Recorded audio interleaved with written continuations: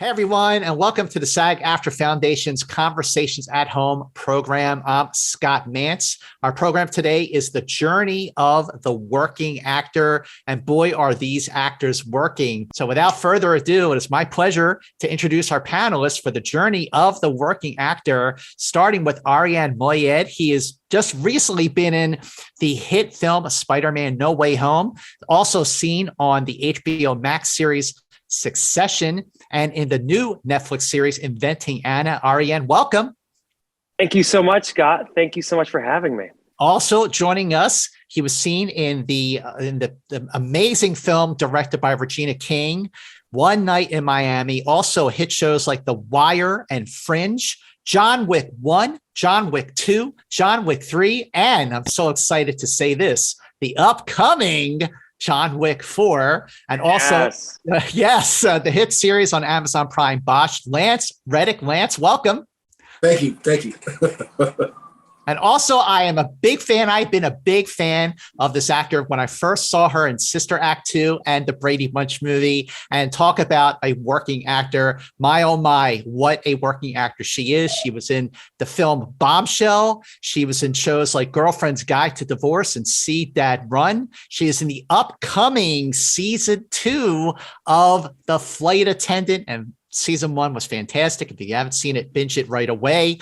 Also, the Disney Now short series, Puppy Dog Pals, and the critically acclaimed HBO Max series, Euphoria, Alanna Ubach. Welcome to the SAG-AFTRA Foundation conversation. Thank you. So my first question is sort of a given, but I just would love to hear from each of you, starting with you, Lance, was it always your plan to be an actor? When did you decide that you wanted to be an actor?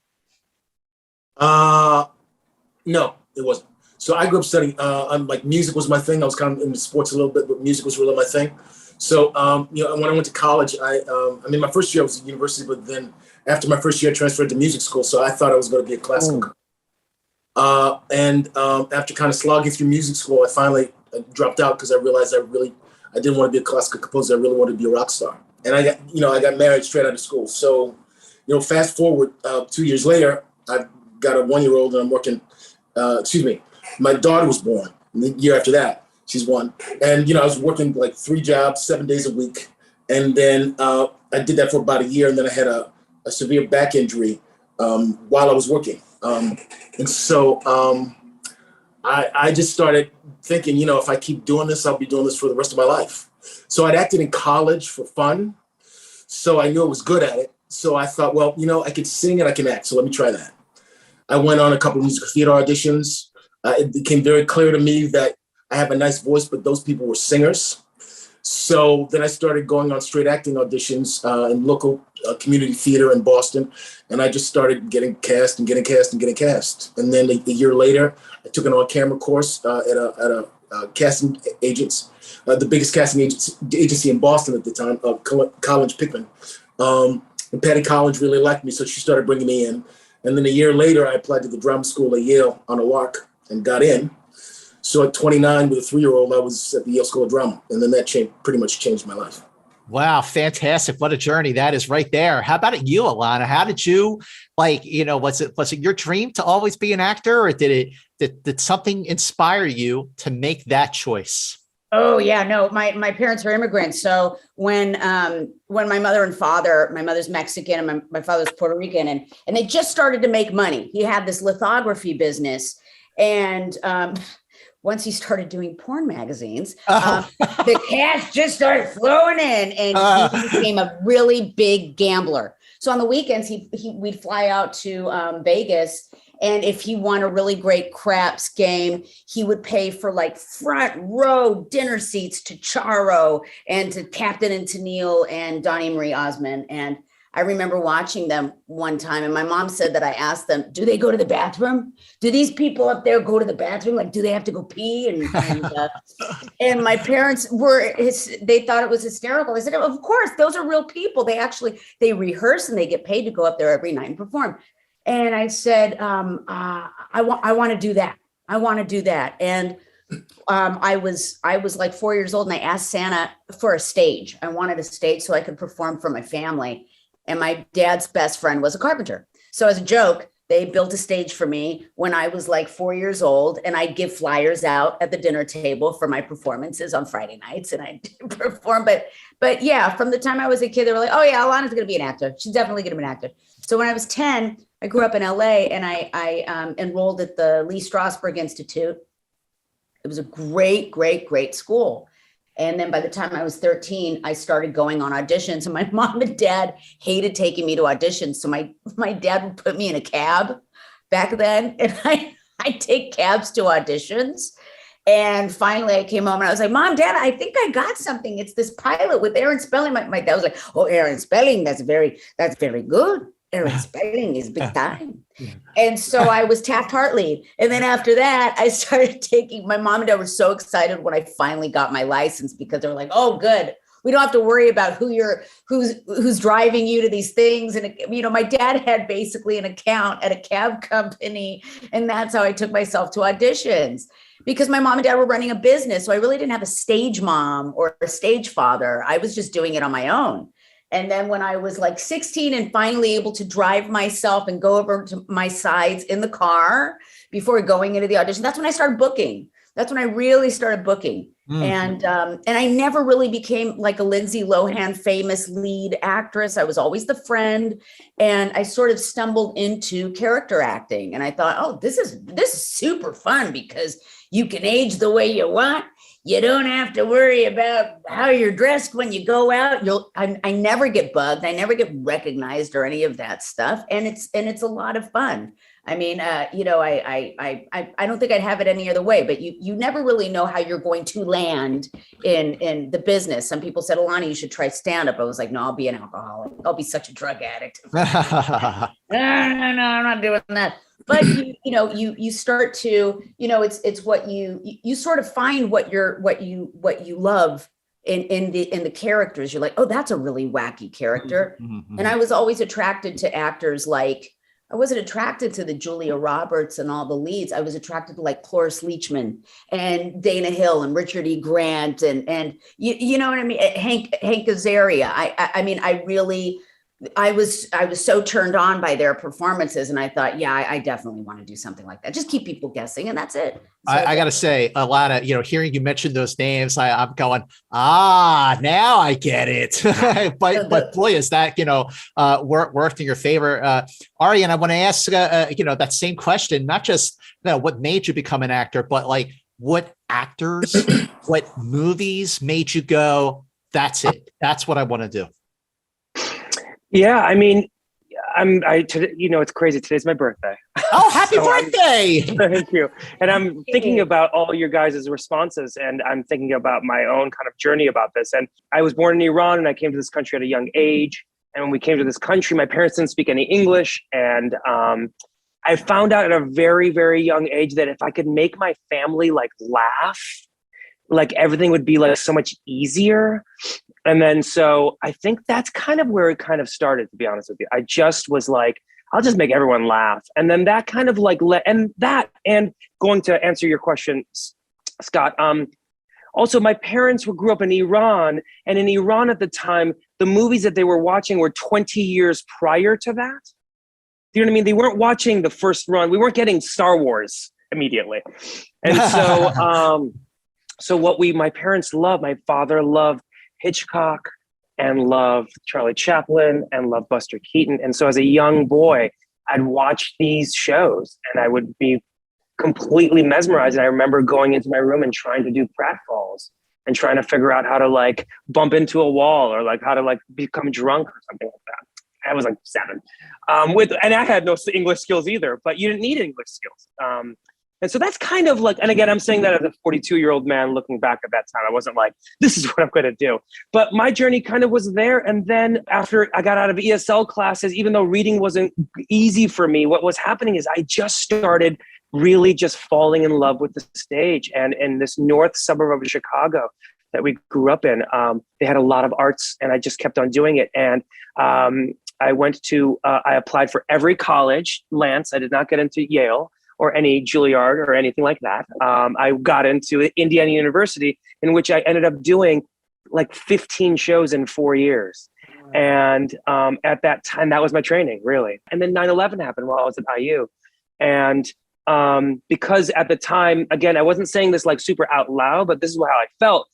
I didn't really know or think that there would be any Iranians, to be honest, to be represented in film and television, A, and B, to make a living at it. I mean, there was zero at the time. I mean, legitimately zero. And the ones that were there were folks that were doing different things. So anyway, all this to say is I started a company in 2002 called Waterwell, which is a nonprofit art and education company that's now in its 20th year. So I think those are the things that kind of like put all those things together. Well, Arian, happy birthday. I mean, this is a landmark day having this conversation and joining us for our conversation for the journey of the working actor.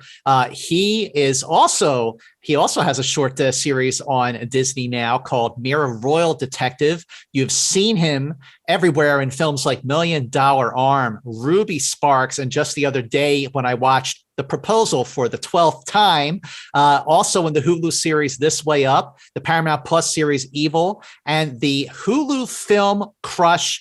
Welcome, Aasif Mandvi. Welcome to the conversation. Thank you for having me. I'm sorry I'm so late. It's okay. Better late than never. And you're just in time because I've just been asking everybody what made them want to become an actor. So now I'm turning the question over to you. What made you want to become an actor? Scott Baio. Scott Baio. God help us all. I know it's a scary thought now.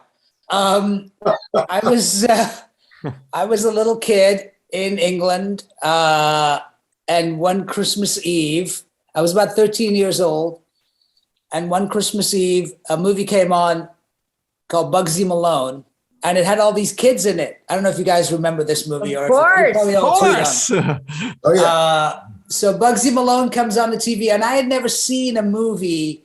It was like a real gangster movie, you know, like they were playing it for real and they were shooting pies and stuff. And I was like, this is the greatest thing you could ever spend your time doing. Why would anybody do anything? And immediately in that moment, it was Scott Baio and Jodie Foster. That's why I said Scott Baio. I should have said Jodie Foster. But I watched that movie and I told my mom, I want to be part of some kind of acting. I want to act. I want to do that. I'd done it a little bit in school plays and stuff when I was younger. And I enjoyed it and I liked it. And it was that moment that I was sort of like, I think that you can make a living at this. Like you can do this for real. And so I told my mom and she said, as any good Indian mom would say, she said, get out of the house. No son of mine will be an actor. And no, she said, at the time, she said, if you want to be an actor, then go and find some local community theater and maybe you can start there. And so I lived in this little town called Bradford in the north of England. And I wrote, and this was back in the day when you wrote hand letters. I went to there's no internet. I went to the library. I looked up all the local community theaters. And I wrote to them and I said, hi, I want to do plays and I want to act. And do you have parts for people who are 13 years old? And none of them wrote back to me except this one theater called the Brighouse Children's Theater. And they wrote back and they said, listen, we have Wednesday evening classes and all of the kids are like between 13 and 18. And we do improv games and we do plays and we put on a play once a year. And why don't you come down? And so every Wednesday night I started going. I would take the bus from my house. I'd go there. And that's when I really just started doing it. And then it just became, I'm sure everybody here feels the same way. It's just something that is already inside you. It just needs to come out. And so that was the access point for me to suddenly discover that this is what I wanted to spend my life and my time doing. I didn't know if I could make a living at it, but I knew that I couldn't make a living at doing anything else. So I'm just relieved that when you mentioned Scott Baio, you did not mention the movie Zapped. No. But that's a really great a question that I want to ask everybody now is like, at what point did you realize that you can make a living at this, that you don't have to just do community theater. And Lance, let's start with you on that. When did you realize, yeah, I can do this for a living? Well, the weird thing for me is that when I started acting, it was a ridiculous, desperate attempt to find some way to try to kickstart my career as a rock star. So I said, well, let me try acting. Because I did it in college, and it's the only thing in my life I ever did just for fun. Once I started pursuing it professionally, it's weird, even though I wasn't really supporting myself when I started, it never occurred to me to consider that I couldn't do it for a living. So, and I think part of that is because I didn't grow up wanting to be an actor. I mean, it's funny. I remember my first year in college, I was in a no, it wasn't my first year in college. My second year in college, I was in a production of As You Like It. And there was a guy who was playing the Duke, and he was determined to be an actor. He was determined to go to the Yale School of Drama. That's the first time I ever heard about the Yale School of Drama. And I just thought wanting to be an actor was the silliest thing in the world. So for me, it was more that I had a tremendous amount of arrogance because I had such incredible ignorance. That makes sense. That makes perfect sense. Alanna, for you, I just remember I just moved to LA in 1991 when I saw movies like Sister Act 2 and Beekman's World, and then, the Brady Bunch movie. But, even at that time in the early 90s, Alanna, did you already sort of get, with that work that you were doing, did you feel, I'm on my way, I'm doing it? Well, when you're born and raised in Los Angeles, you are surrounded constantly by the business. I mean, even if you're from Simi Valley or Glendale or Compton or Downey, you are surrounded by the business. What other state has nothing but billboard ads of television shows around you? So it was sort of like being born and raised in Vegas and knowing that, I can make a career being a showgirl. No question about it. So that sort of, it was a reality for me from the time I was a kid. My aunt was working for KTLA, and she asked me, she said, Alanna, would you want to go on Romper Room? And I said, yeah. Oh my God, Romper Room. So I got to be on Romper Room. It was sort of my big break, but I thought it was so interesting and kind of strange, a sort of rude awakening, walking in and just seeing this big, huge warehouse with all these cameras and all these guys in tool belts telling us where to stand and how to do it and when to clap. And what they were filming was so small within that warehouse that I thought, wow, it's the one thing I did realize as a kid is this is such a small part of a production. Being in front of the camera and being an actor, we're just a tiny little part of the production. The fact that we get accolades is only because we're visual all the time. It's because our faces are in front of the cameras. But when I think of Euphoria, I think of the crew. I don't think of the actors. I think of that crew. That's a great point. That's lifting those heavy, that heavy equipment to make those shots work. And we just sit there like potatoes. It is definitely, it takes a village, doesn't it? Oh God, absolutely. Absolutely. Arian, I want to ask you, early in your career when you were doing, so many people, so many working actors at one point have done some episodes of Law and Order. I think 3 out of the 4 of you have done it, if you lived in New York for a amount of time, you got it. You got to do a Law and Order. And Arian, that was definitely there in the early part of your career. Did you feel like you had made it just even doing those shows? And how did working on those Law and Order shows really develop you as an actor? Because I feel like you've really paid your dues as an actor doing that. I will definitely answer that, but I want to shout out my friend Mandvi here, because when I was in 23, I got cast in the show at Steppenwolf called Homebody Cobble, written by the great Tony Kushner, in which Aasif, Omar, Ali Farnakian, Tracy Letts, Amy Morton, Reed Birney, everyone was in it. And it was the first time in my life, and this is a true story, on maybe the first 3 or 4 days that I saw other people that were Middle Eastern, brown, South Asian, that were actually working as an actor. And Mandvi told me back in the day of when the last time he quit his day job, the last moment that he quit his day job, and he told this whole story about it. And I really, truly, my mind was blown on that this could actually even possibly happen. as an actor. In my mind, I really just thought I was going to do theater. Like I told you all, I started this nonprofit organization called Waterwell. And I really thought I was just going to do that and just do theater. And hopefully sometime, I'd piece together a life. And until, 2003, true story, I was literally looking at all these greats. By the way, Mandvi, you're doing a lot of shows right now. There are other actors that want those jobs. You don't have to do them all. I'll tell you. Listen, dude. I tried not to get these jobs. Oh, sure. Thank you. It's a very sweet thing for you to say. To even know what I'm doing. Arian is so busy himself that the fact that he even knows that I am. I know that I'm going to catch one of your things. I'm sure it's going to be something. I'll catch it once. Don't worry. So that's kind of what happened. Law and Order, I'll answer that quickly. Yeah.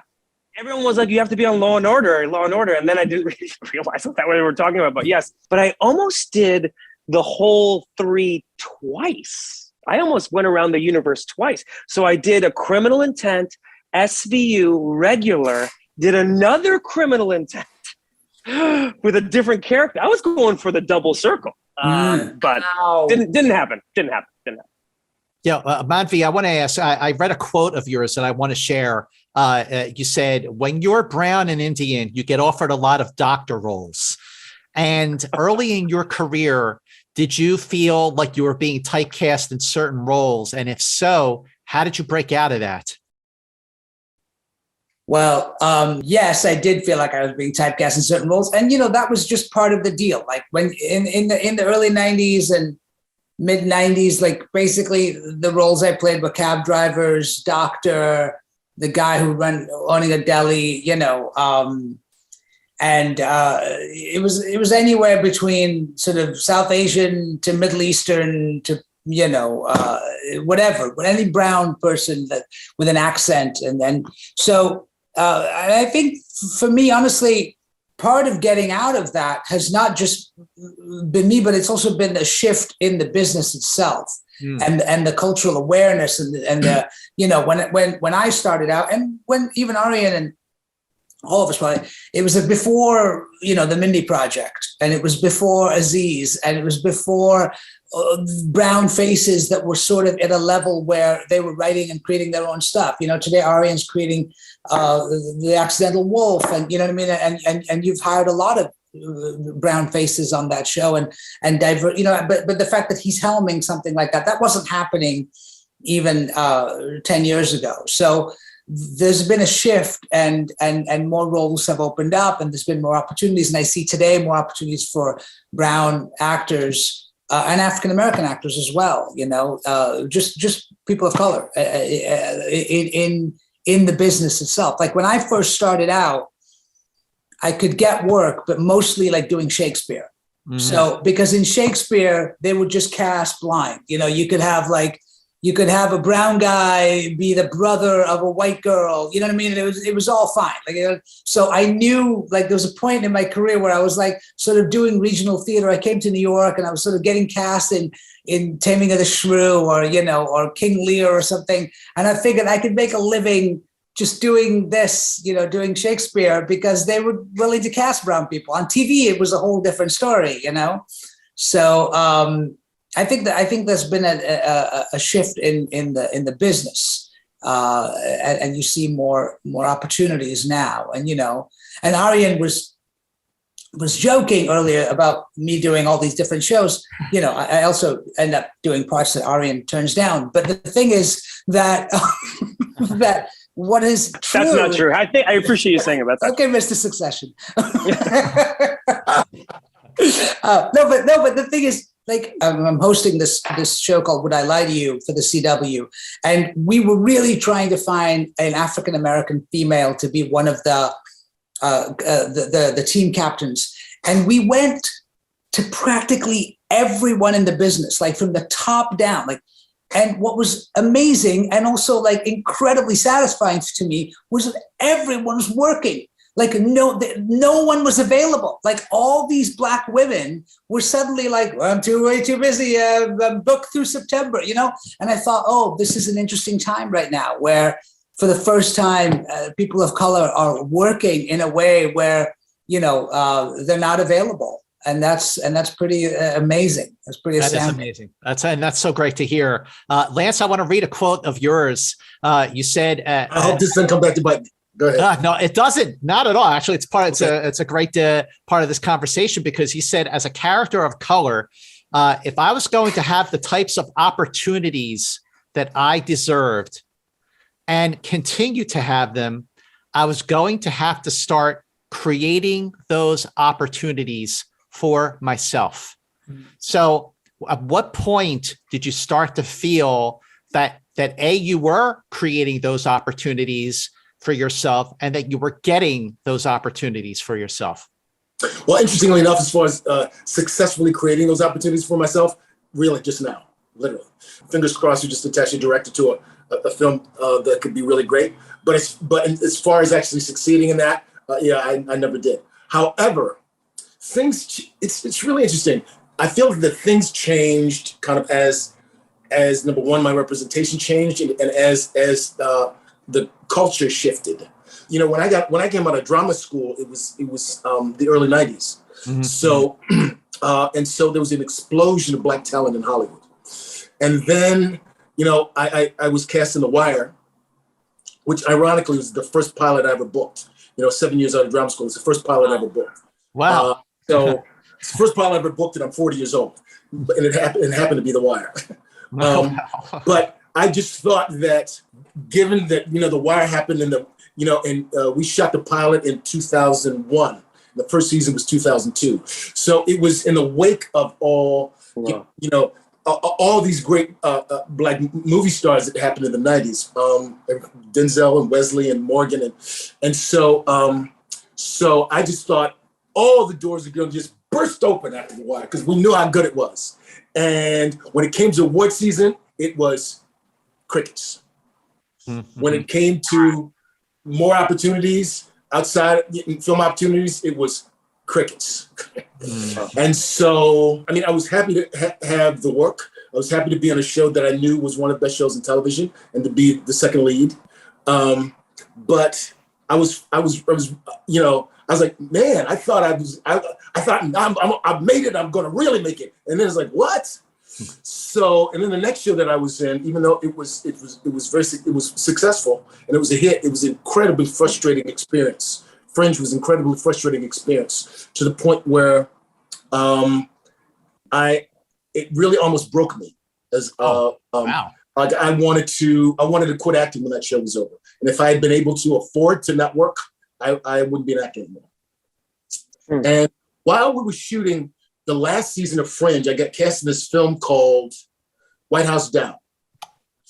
And while I was in White House Down, I was cast in this movie. I don't want to name any names, but it was a prominent movie with a very famous director, and it was a role that I didn't want to do. Spielberg. Quentin Marshall. I'm not going to say it because I'm not going to say this stuff about it. So anyway,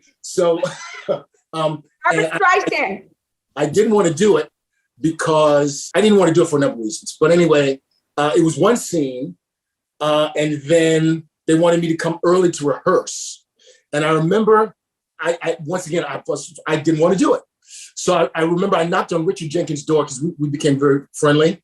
And I said, can I talk to you? I need some advice. And he told me, you should, it's so-and-so, you got to go. And he said, you're at a point where you're just about to break.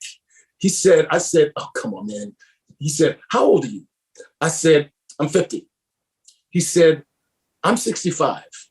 Do you have any idea how many movies you're going to do between now and then? And of course, inside I rolled my eyes. Well, the following year I got cast in John Wick, and John Wick changed everything. So you just never know. Well, that's the crossroads, I think, for an actor, is when you just get the work and do the work because you need the work, to the point where you go, hang on a second, I'm going to take more control over my destiny and the kind of work that I want to do. So Alanna, did you reach a point? When did you sort of see that point of I'm doing all these like character actor kind of roles in these shows and these movies, but I want to do more of these kind of actors in these roles in movies. Like, just make a more proactive choice and start turning down things that are offered to you because it's just not what you want. Well, I still audition no matter what. I mean, I can pretend like I get offers until I'm blue in the face. I know. All right. I have to look at I'm still in those uncomfortable fucking plastic chairs, talking to the walls with my sides in my hands. And I have a feeling it'll always be that way. The one problem with being a character actor is if you're trying out for something you've never played before and you're not exactly a brand, they have to see you. They have to see you. So I get it, but it's exhausting. I'm 46. I've got a 4-year-old. I mean, it's a pain in the ass. The one, I worked on this one project that was soul crushing, and I thought, I can't believe it. It was the first time my race ever became a situation. I'm Puerto Rican and Mexican, and one of the leads of the show asked me if I was Hispanic, and if the show became a success, to not mention the fact that I'm Hispanic. Oh. And it was, I thought, what's going on here? I'm in another, it was just such a weird time. And Obama was president. And this is when I thought to myself, what the hell is happening to my business? We're regressing. This has become totally archaic. I've been doing this from the time I was 13 years old. And for me for my race to actually become like a thing was so weird. And just, I couldn't believe it. And I thought, wow, dumb people, archaic, unevolved people can never have power. We can never allow them to have power in this business again. And within about 3 or 4 years, the Me Too became very, very prominent. And I thought, well, for the Me Too to become as successful as it's become overnight, it's going to crash. It's going to implode. There's no, it's telling that. But once, Latinos, Blacks, Iranians became very prominent characters on very successful shows, I wanted to grab that person and beat the shit out of him. Because I couldn't believe, and that person doesn't work anymore. And so, but back when I was working on that show, they got away with it.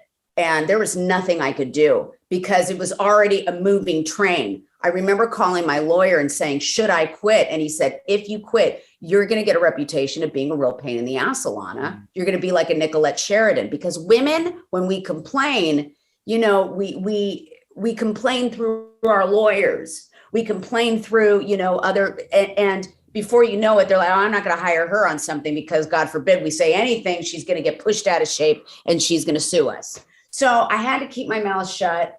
And I think that's what fueled me to want to never do something like that again, never put up with that bullshit, and to really do quality things. After that, I was like, okay, consider the source, Alanna. This is where it's coming from.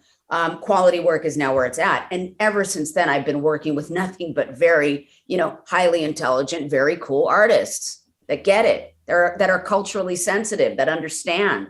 But my God, when you're put in that situation, I don't know if you guys have been put in that situation, but we are not all American, redheaded, freckle-faced actors here. We are all obviously, and it's fascinating when you're in that.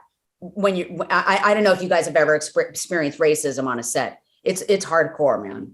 Arian, you're shaking your head like you have experienced that. You have a story that I do. I don't know if I want to tell this story, but I do have experiences for sure. I just want to preface this by saying, Arian, at the time I didn't know that you were Persian, so it was really well. I just want to say before you launch into the story that I've heard before. Can you actually go leave for a second, just quickly? This is a recording. Now, here's what I will say, hopefully in a positive light, is that when I got out of school at Indiana University, and I was saying that I was doing all those shows, I was doing Shakespeare, I was doing Chekhov, I was doing everything under the sun because it didn't freaking matter. It just was doing everything under the sun. The moment I landed in New York City, I was like, all of a sudden, Middle Eastern, Iranian, or terrorist. And at a very young age, and Aasif can actually talk about this, by the age of like 24, 25, I ended up from a Waterwell show, signing with a really massive agency. And it was my first agent. And I was really just kind of shocked how quickly that all happened. And at that meeting, this is 2005 or 6, I walked into that meeting and I kind of was really like thrilled that I was being an opportunity, but it dawned on me that like, oh, maybe they're only seeing me in a certain light. And as kind and as easy as I could be, I was like, I don't want to do terrorist roles. And I don't also want to play victims. And they were really cool about it, to be honest with you. They were just really like, great, whatever. But I didn't work. I didn't work at all. I literally did not work. I mean, I just ended up doing the theater. I mean, there was zero. I tested for a few things here and there. I, was getting things, I'm Iranian born there. I'm like, how many generations, God knows. But I booked this pilot back in the day. I was like 27 or 28. It was my first pilot. It was a Spike Lee pilot. And they were not, and the character was Iranian. And they were like, well, we want someone that's really Iranian. And it's like, well, now I've been there. A real Latina. This is what this looks like. Yeah. It's like, this is what it really looks like. And then, and as you were saying, Alanna, and I'm sure Lance, and I know Aasif as well, the navigating of the conversation is so tricky because it's not our money. Yeah. It's and then all of a sudden you're dealing with like a bunch of people above you. You're also dealing with your agents and your managers, and you're trying to like be like, yo, like this is like, you're saying a lot of things that are really uncomfortable. And so, to be honest, I didn't get any reputation. I don't know if I got a reputation. I just didn't work. I just did theater, and I ended up doing so much theater. And I was fine with, to be honest, I was fine with that. Cool. And I was cool with it. And now it's changing, and now it's constantly like moving forward and constantly kind of, shifting around. And I don't think it ends because ignorance, there's no expiration date on ignorance. Ignorance is constant. And not only is it like completely constant, it's also, we all don't know anything about all of our cultures. I mean, like nothing. I mean, we know what we can read and watch, but we still don't know in its depth. And now all of a sudden you have a writer that writes for us as if they would know and pretend that like this is how it is. And that's a tricky conversation to navigate constantly. And unless there are, go ahead, Aasif. Oh, sorry. No, I didn't mean to interrupt you. I'm just saying that like, I think that it is such a hard, there's a burden that actors of color end up carrying, which I think is about like, you become representative of something, whether good or bad, right? Like, so often you read a script and you don't just read it for the merits of the character or the role. You start to look at it like through the lens of like, what does this represent? Especially when I was first starting out in the business, where there was nobody, there were no brown people in television shows. So every time I would read a pilot, I would have to think like, well, am I gonna like, even if it was a commercial or something, I'd be like, well, how am I remember going to a commercial audition. They were like, can you be a snake charmer? And I was like, oh, okay. And then I went there and the guy was like, do you know how to snake charm? And I'm like, and of course I wanted the job. So I was like, yeah, of course I know how to snake charm. And then I'm doing the snake charmy thing with the turban on and wobbling my head and doing the whole thing. And part of me is going like, oh my God, I hope I don't get this job because I need this job for the money, but I hope I don't get it because it's going to be humiliating if I do this. Luckily I didn't get it. And they hired some white guy with brown face, but you know what I mean? Like it ended up, so like that was kind of the reality where there was a movie I got a script for, a really successful film. It ended up being, it was called Hidalgo with, I'll just say the name. It was Viggo Mortensen, Hidalgo. And I remember getting this script, it was 2002. I was doing Oklahoma on Broadway and I get this script, my agent sent it, and it's a big movie, big Disney movie. And there was like a couple of scenes in this movie for this part, and they wanted me to read for it. And this was in the middle, and we had just invaded Iraq. America had just gone to Iraq. It was right after 2001, 2002. I'm singing and dancing on Broadway, like, doing the thing. And I get this script, and there was a line in the script. It was all about this like horse race in the Middle East, and Viggo Mortensen had this American horse that went out and beat all these Middle Eastern horses. It was really this whole thing about the war. It was, and they even win in horses. The horses, the horses were winning. They also win. But there was a line. There was a line in the movie in the script where the guy says to Viggo Mortensen's character, he says, go kick some Arabian ass, cowboy. And I read that line and I was like, I can't be in a movie that has this line in it. Like if it's got a line, if this line is in this movie, I can't do this movie. Like it's so offensive to me that there will be a lot. And my agents were like, well, your character doesn't say it. And I'm like, I know, but still and they understood that point. And it wasn't until The Daily Show when I walked into that audition with Jon Stewart. And I remember him saying to me, okay, you're going to do this thing. And it was like, and I said, do you want me to do an accent? And he said, and he looked surprised. He was like, what? No, just you, just be you. And it was so like for me, because it was so unusual for someone to say to me, don't do an accent, don't do the, you know what I mean? Don't do You're that. not. Right. Like you just fine. It's just you, just be you, just be you.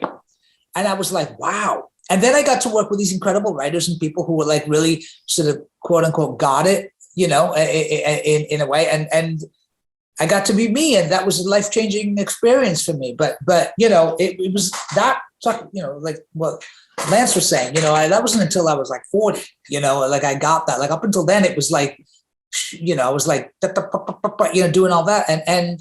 And you carry that with you, you like, it was just part of the reality. It wasn't even, I don't even know if I thought of it as racist. It just becomes part of your kind of experience. It's now we look at it and go, well, that's racist. And now I feel like there's an identification given to it, just like the Me Too movement or whatever, like suddenly like these things that were normal for a long time are now suddenly given language to. I mean, they weren't normal in the sense that like it was like appropriate, but like it felt like it was sometimes like, it was like, oh, like a director might say like, yeah, that's great. I remember on a set once, I was doing the part and I was doing it and it was fine. I was speaking like myself. And then the director came up to me, a lovely director who I knew. And he said, could you do it with an Indian accent? And I was like, why? Why does this character have an Indian accent? And he was like, just because I think it'll be kind of interesting. And I was like, yeah, but there's nothing in this text that indicates that he should have an Indian accent. And so like, you're just doing it to make it funnier, like to make, give me a reason. I mean, I think the reason was he thought it was going to be funnier. And so that was, but he couldn't say that to me, but it was just sort of normal. And I ended up having this conversation with him about it. And it was very awkward. And all the white actors like disappeared. This conversation. They all went like, okay, gotta go. Walk off. And I'm having this very awkward conversation about like why this character shouldn't have an Indian accent and there's no need for it. And because also like if you do the Indian accent or the Middle Eastern accent or you do like the whatever it is, that's what they're going to use. That's what they're going to end up using. And so even in an audition, they would be like, try one with the accent, with the Indian accent, or they say, can you thicken the accent? Can you really thicken it up? Yeah. It's like, wow, you just can't be smart and speak English and have a light accent and more mayo on that sandwich, baby. Yeah, just throw it on there. Or also in the storytelling. Sorry, I'm speaking to you guys, but also in the storytelling, they're like, oh, he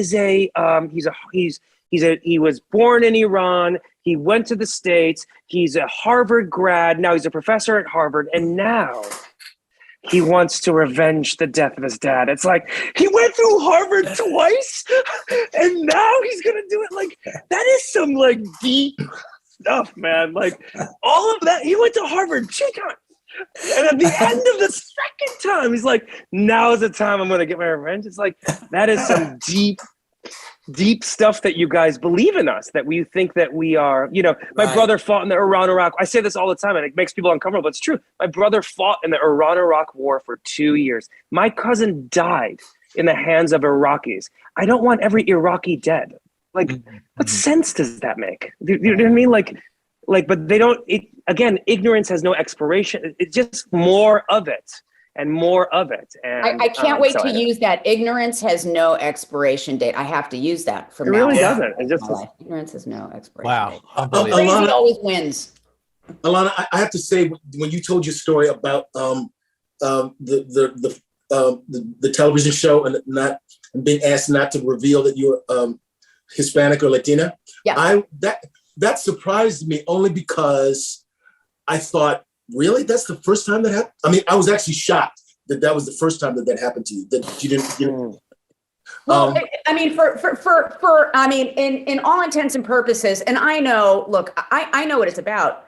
First of all, I don't look like indigenous classic Latina, right? I have lighter skin. And there's something about that. I think that when people are, they can't believe that, even Hispanics can't believe I'm Hispanic. They're like, really? I'm like, yeah, you jerks. There was a huge European population at the turn of the century in Mexico. You go to Mexico City, they all look like me. But if you're not a tourist version of that, I like to call it the tourist version of a Latina or the tourist version of an Iranian, then it's like, go get a spray tan, Alanna. Then people don't really believe it. I mean, everyone thinks I'm a little Jewish girl. So the moment, I guess the person did their research and went online and thought, oh my gosh, she really is. And I have a German last name. It sounds German. So ironically, it's Spanish, but people, especially in this business, look, we're in Hollywood. We're not exactly, I mean, this is Hollywood. This isn't, it's not, we're not in London. We're not, you want to make money out here in Hollywood. It's Vegas. It is Vegas. And you are catering to people that are watching this, that are saturated by content in the newspaper, the media, whatever's going on. If you notice, whatever's going on in politics is usually what is mirrored in the content on television.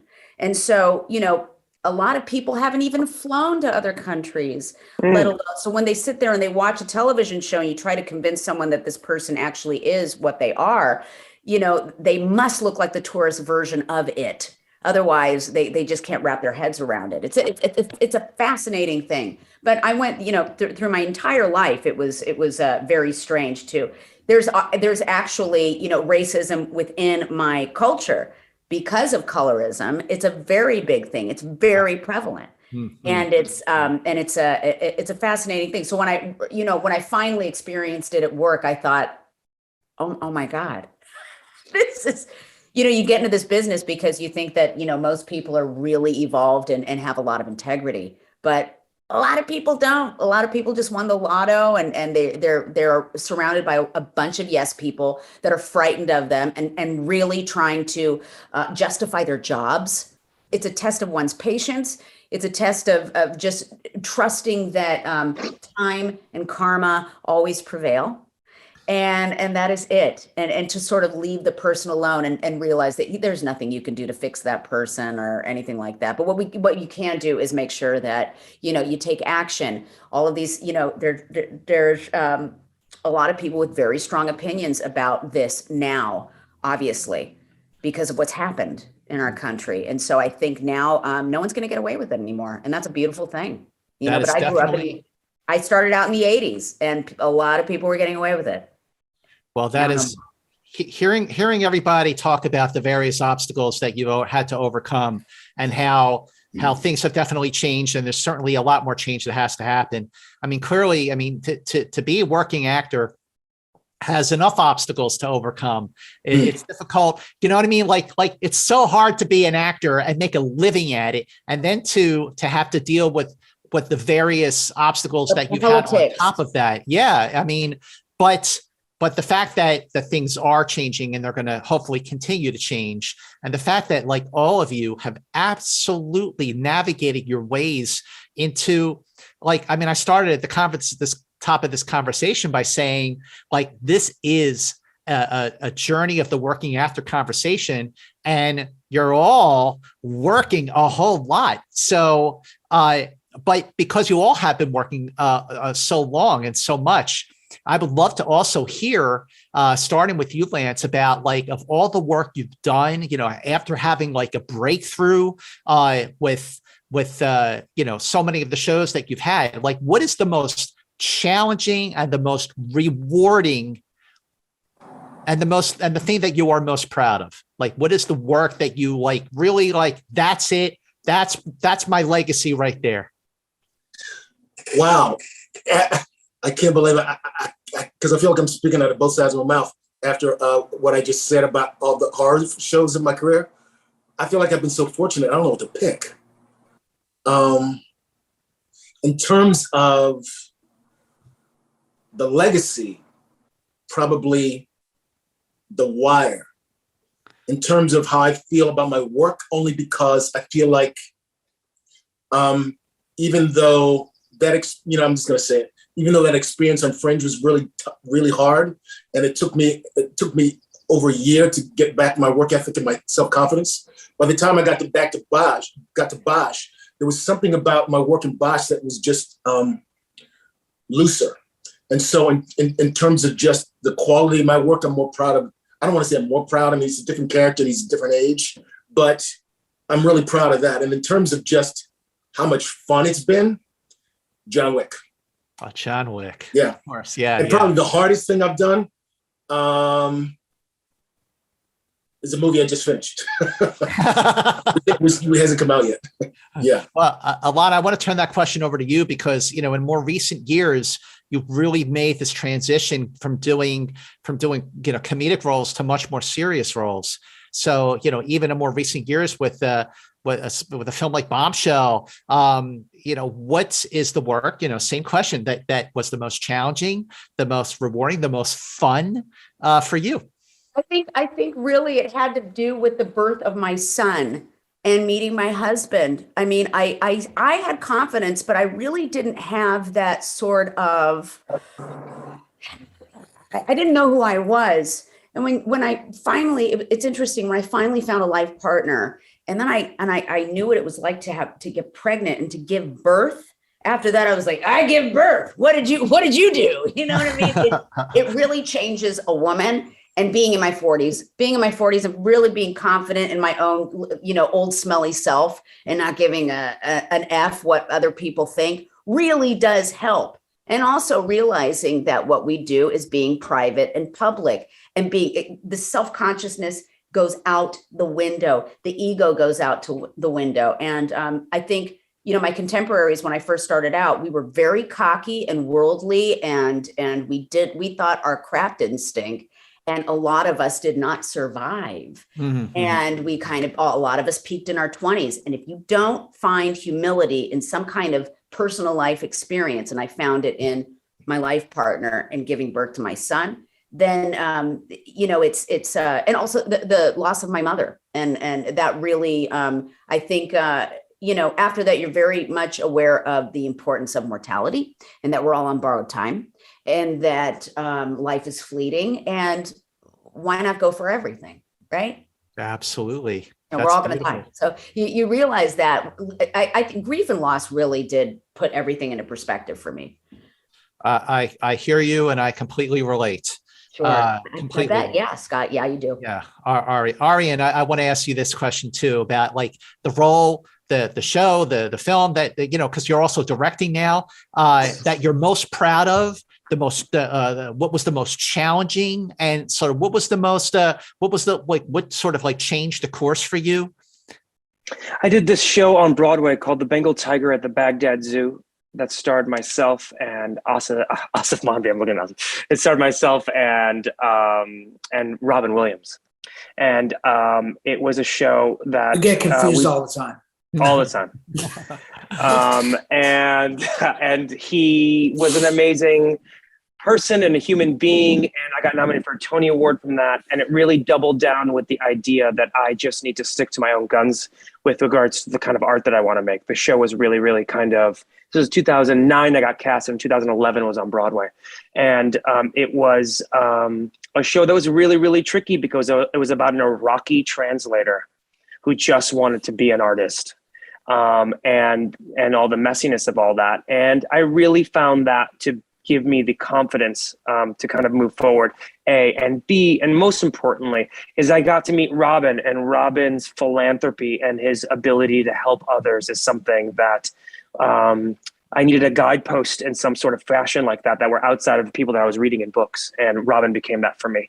The amount of people that he was helping, kind of like the SAG-AFTRA Foundation. He was always giving back, always giving to the communities, always going out of his way to help people. And that was really meaningful to me.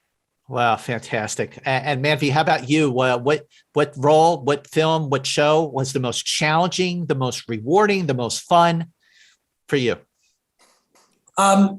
you know, there were a couple of, I mean, a lot of times in this business, it's rare when it happens, but when the internal and the external sort of match up in a role or something that you're doing, that you're creating, it's always the most rewarding experience. And so for me, I think that happened a few times in my career. I think most notably for me was when I got the Daily Show, and I spent 10 years on that, being able to like speak truth to power and use comedy and satire in a way that I had never gotten to use before. And it expanded me as a creator, as a writer, as a comedian, as a performer. It sort of I worked with people that I never dreamt I'd get to work with. I got to work with Jon Stewart, but also like a lot of people behind writers on that show. And so there was a really, I grew as an artist by virtue of doing that bizarre show. And then the other thing I think was my own one-man show that I then turned into a film, Sakina's Restaurant, which then I was able to turn into today's special, which is the movie. And that also, as a growth, it was an expression of my own thing, and the growth that I went through and the ability to express the truth of these brown characters. And then I did a play by Ayad Akhtar that won the Pulitzer called Disgraced, which was probably one of the most challenging roles. And Ayad wrote it with me in mind in a way, and it spoke to something so personal and deep that I didn't even know existed inside of me. But he was speaking. It was like when you have somebody who's writing your subtext in some ways, even though it was a very, very profoundly disturbing character, there was something about the experience of that I could relate to in a way that I've never been able to like relate to in characters being written by white writers who were just sort of trying to imitate what it was to be South Asian or Pakistani or Indian or whatever. And so there've been a few roles like that in my career where I felt like the internal and the external have matched up in a way that has been the most profound and fulfilling. Well, as we bring this conversation to a close, I have one final question for each of you. And I want to start with you, Lance. Your show, Bosch, is the latest season is on Amazon Prime. So, Lance, I want to ask you for all of the aspiring actors who are watching this conversation, and for all of you who are working with a capital W, working actors in this wild and crazy business, Lance, what advice do you have for our aspiring actors watching? Because I've made so many mistakes and so many missteps, I feel like I can only say what's worked for me. Sure. Which, work as hard as you can to be the best at your craft. I mean, my thing is always, I just want to be the best that there is, at every moment, at every take of every scene, no matter how big or small the role. That's it. Everything else comes out of that. That's great advice. Alanna, your series Euphoria is the latest season is on HBO Max. What advice do you have for aspiring actors? Mostly for actresses, mostly for females. I from what I've seen, what I've experienced, men really thrive on nerves. They thrive on nervousness and getting defeated, and they pick themselves back up and they go back to battle. And I think for women, there's that fight or flight feeling never goes away. It never goes away. I think women the nerves get the best of us. And I think if you have the intent to live a life, a really fruitful, rich, wonderful life outside of the business, that only helps you more when you are actually on set. You know that it's not going to last forever, and that this is really exciting, and all of these people are just all working with you, and it makes you appreciate it more. And I think it makes the work better, actually, that intent to live outside of it. Well said. And again, relate 100%. Manvi, I want to ask you the same question. Your film Crush is going to be streaming on Hulu. What advice do you have for our audience today? I think that, like, ultimately in this business, you're going to fail.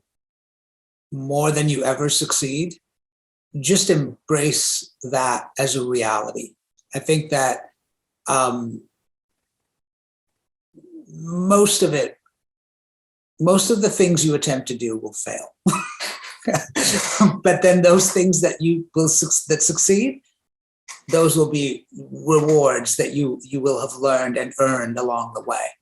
But failure is a great teacher, and let it teach you whatever it's going to teach you. Well said. Absolutely agree. 100% failure. You learn more failures than the successes. And Arian, Inventing Anna is on Netflix. Since you are the birthday guest of honor today with this conversation, take us out with your advice to our audience. I just want to say, I say to everyone what Lance says, you got to try to be the best. You know what I mean? I say that all the time. I say that to Alanna, to everyone, just as I was saying about Robin, like the industry is just one part of your life, like volunteering and church and mosque. That's the stuff that actually matters. Because at the end, at your deathbed, you're going to look up and you're not going to be like looking at your awards or whatever. You're going to be looking at the people that loved you and that you loved.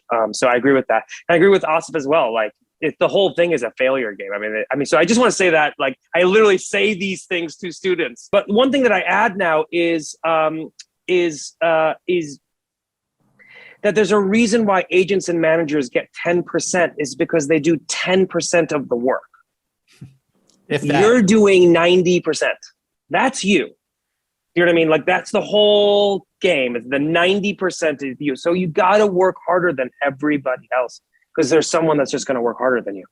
And so if adding all of these pieces of the recipe from Alanna and Aasif and Lance and just putting it all together, I think that, and add that maybe a last piece, that like the 90% is you. Like, you're it. This is the vibe. You are doing it. You are the one that's going to do it.